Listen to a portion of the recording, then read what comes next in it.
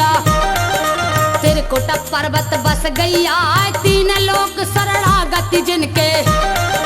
ब्रह्मा विष्णु महेश भी आए, ए देवी है सबसे न्यारी। बैठी पिंडी रूप बनाए, बहुत पुरानी बात है भैया। बहनों सुन लो कान लगाए, कटरा जम्बू धाम में माँ का।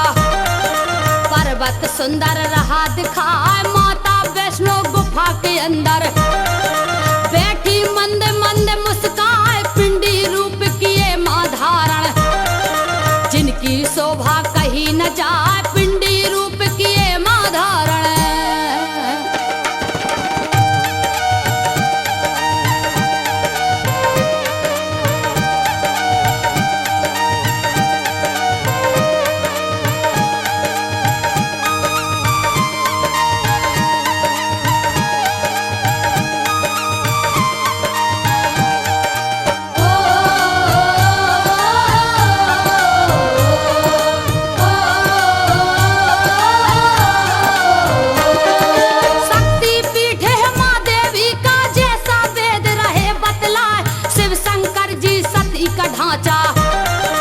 फिर रहे हैं कांधे लटकाए, मोहे माँ का बम भोला को। नर्तक काया छोड़ी न जाए, तब देवों ने करी प्रार्थना। विष्णु जी को लिया मनाए, पर्वत पर्वत शिव की घूमे। बात किसी की माने ना, तब नारायण श्री विष्णु ने चक्र सुदर्शन दिया चलाए। खंड खंड ढांचे के हो गए, पर्वत पर्वत गिर गए जाए। बाहें गिरी है जिस पर्वत पर, मात वैष्णो बन गई माँ। त्रिकुट पर्वत के अंदर माँ अपना लीना धाम बना। एक समय की बात है भैया, सुनो ध्यान से तुम्हें सुनाए। परहनसाली गांव यहीं पर श्रीधर पंडित जन्मे आए। भक्ति भाव था उसके मन में, धर्म काम आगे हो जाए। भक्ति भाव था उसके मन में।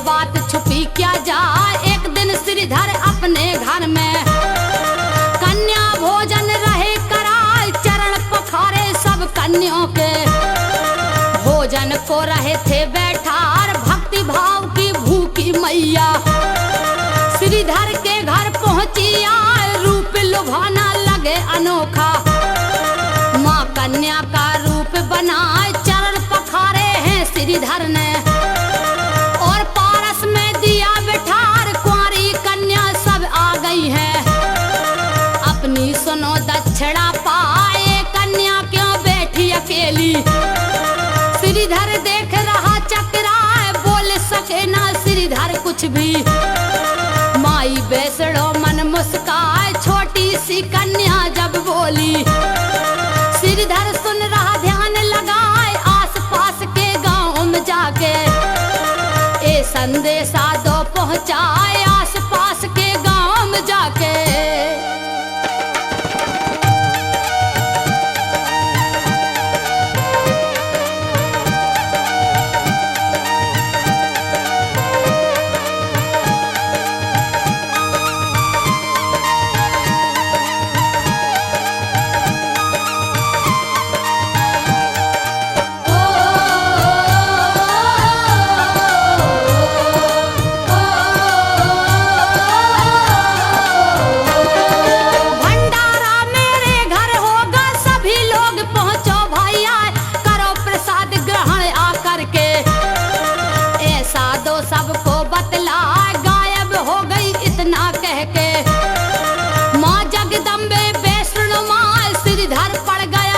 चिंता में, उसके बात समझ ना आए फिर भी हिम्मत करके उसने भंडारे का किया उपाय, निकल पड़ा है देने न्योता।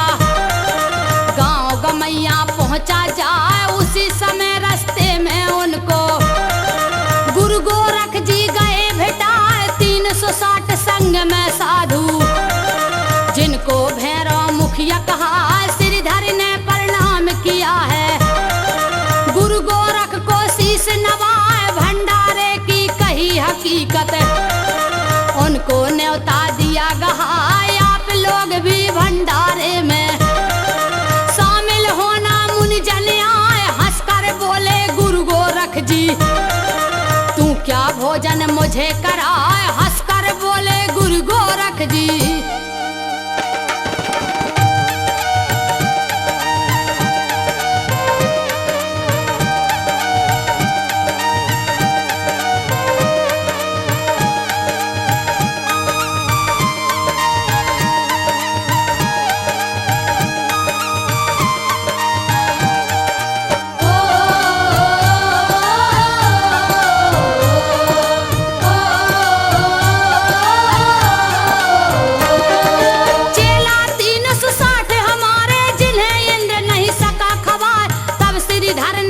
कन्या का सारा हाल दिया बतला, भैरव बोला है श्रीधर से तुम तैयारी ले बनाए, हम सब भंडारे में आवे।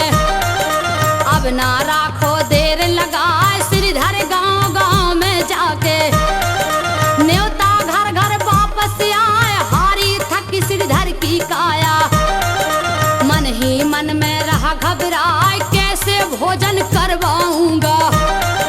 जोगी पहुंचे द्वारे आए, प्रकट भई कन्या बन सकती, और श्रीधर से कहा सुना कहो साधुओं को भोजन को कुटिया के अंदर बैठार पूरन होंगे काम तुम्हारे।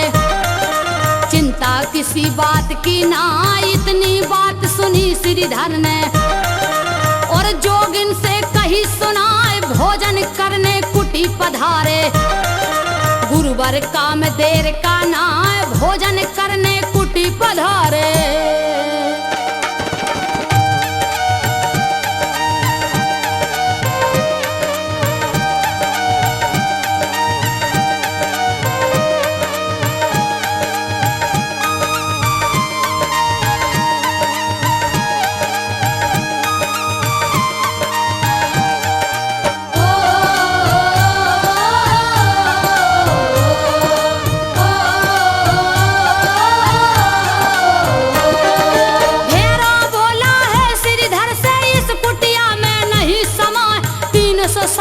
चेला मेरे तुमको समझ जरा सी ना, श्रीधर बोले उस कन्या से ऐसा मुझसे कहा है आए, चलिए चलिए कुटिया भीतर।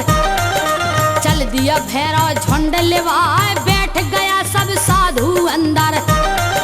फिर भी जगह बची बहुत आए, बाहर बैठे लोग गांव के। मैया मंद मंद मुस्काए, पतरी पर गई है जब सबको।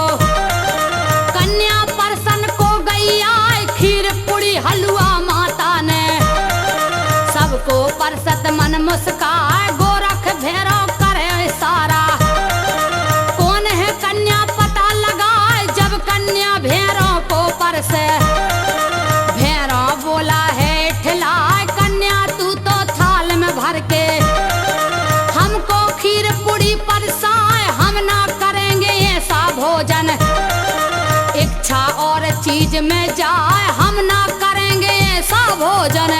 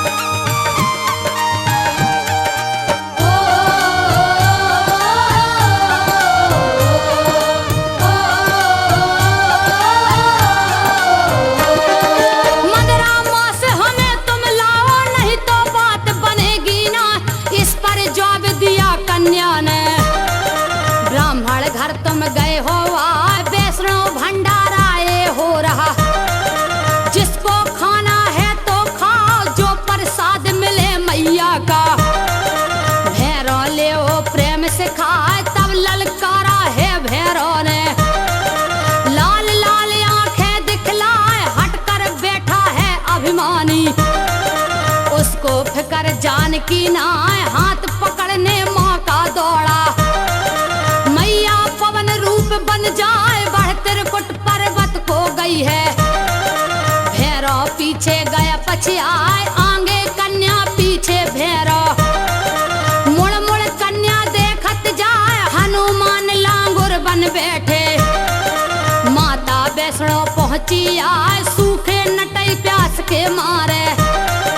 कन्या का गया कंठ सुखाए कठिन परीक्षा को दिन आयो। लांगुर ने उठ शीस नवाए कठिन परीक्षा को दिन आयो।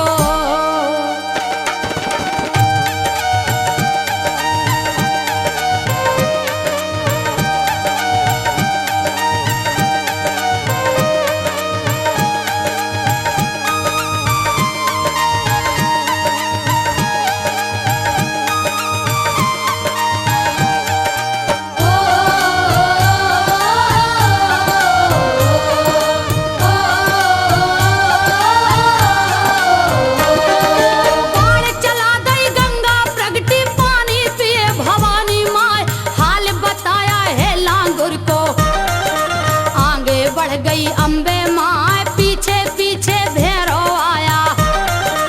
अपना भयानक रूप बनाए कन्या घुस गई गुफा के अंदर। गर्भ जून की गुफा कहा 9 महीने तक रही गुफा में। भैरव ढूल ढूल अकलाए क्रोध भरा जगदम्बे माँ ने। सन्मुख खड़ी भवानी माँ युद्ध किया भैरव से जम के। सिर भैरव का दिया गिरा कहीं पर धड़ है कहीं पर सिर है। बैरी का दिया खोज मिटाए कटे शीस से आभा बोली। माता भूल क्षमा हो जाए मैंने तुमको ना पहचाना। कन्या आई रूप बनाए आने वाला युग को सेगा। पापी कहकर मुझे बुलाए दया से दिल माँ का भर आया। कर दी कृपा भवानी माँ जो कोई मेरे दर्शन करके तेरे दर्शन करके जाए उसकी आस अधूरी होगी। वो नर जीवन भर पछताए जब तक संजो दर्श करे ना। होना खुशी भवानी माँ बिंदु फूल चढ़ा चरणों में। मात वैष्णो